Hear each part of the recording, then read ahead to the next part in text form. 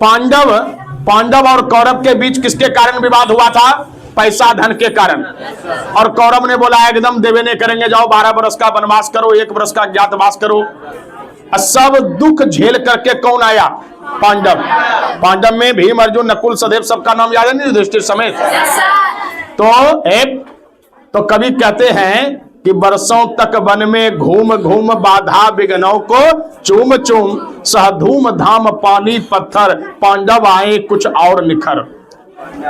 पांडव आए कुछ और निखर, सौभाग्य न सब दिन सोता है, आगे देखे क्या होता है। पांडव का संदेश लेकर भगवान हस्तिनापुर आए हैं और पांडव का संदेशा लाए हैं। और 2 न्याय अगर तो आधा दो। यदि न्याय देना चाहता है कितना दो?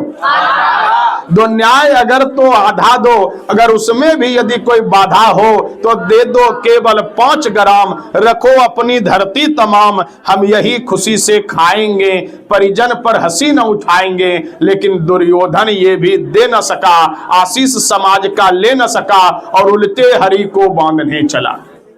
बोला कि कृष्ण जी आप कहते हैं कि आधा, अरे आधा हम जिंदगी में नहीं देंगे, कोई दूसरा प्रस्ताव है? बोला हाँ, चलो तुम आधा नहीं दोगे ना, तो ऐसा करो यार तुम 5 गांव दे दो, पांडव को 5 गांव दे देंगे और वही खुशी से खाएगा। बोले सुई के नोक के बराबर भी जमीन देने वाले, क्योंकि जब नास मनुज पर छाता है पहले विवेक। और कृष्ण गुस्साए, कृष्ण ताकतवर है ना। लय दुर्योधन, याचना नहीं अब रण होगा, जीवन जय मरण होगा, भाई पर भाई टूटेंगे, सब नास मनुज पर छूटेंगे।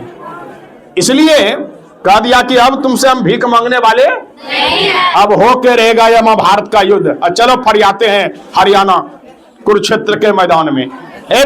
सब पहुंच गया, एक तरफ कौरव और एक तरफ अब पांडव को बोला चलो युद्ध करना है।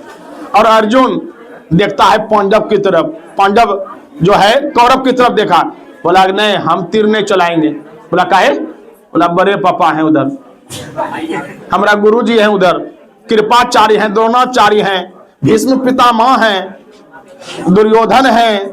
बोला सब है लेकिन सब अधर्मी है ना रे, और तुम धर्म का है, तुम्हारा जमीन नहीं है ना बांटा, द्रौपदी का चिरहरण उसके सामने में ना हुआ, तुमको भगाया तो सामने में ना, जुआ में तुमको गलती से उसके सामने में ना, सब तुम्हारा दुश्मन है, मारो इसको तीर।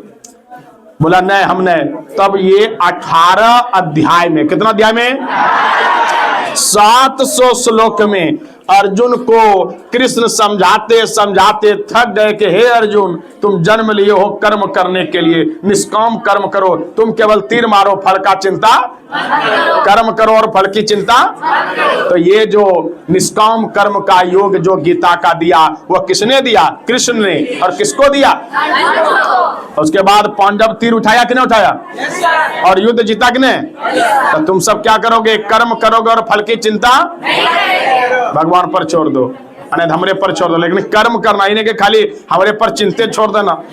अब तुम सब रील बनाना, ठीक है?